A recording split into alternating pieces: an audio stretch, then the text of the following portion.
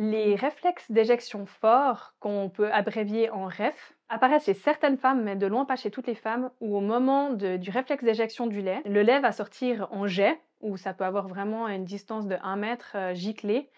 Ce qui fait que pour le bébé, quand il tète, ça peut être similaire à si on se douche avec un pommeau de douche, qu'on se gicle dans la bouche avec un pommeau de douche, et ça le chatouille ou c'est même très désagréable, ou il a tendance à s'étancher. Alors les enfants, ils sont incroyables, ils trouvent toujours des stratégies pour surmonter ça la plupart du temps. Alors ils vont pincer pour essayer de freiner la sortie du réflexe d'éjection du lait.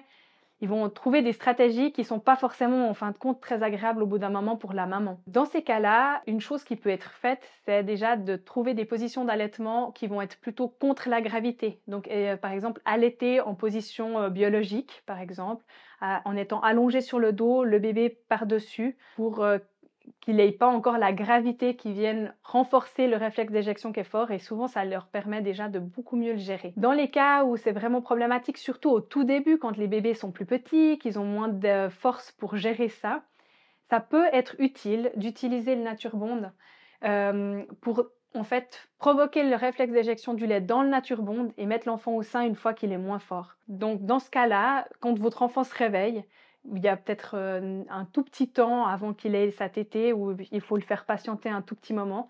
Vous pouvez poser le Nature Bond sur le sein.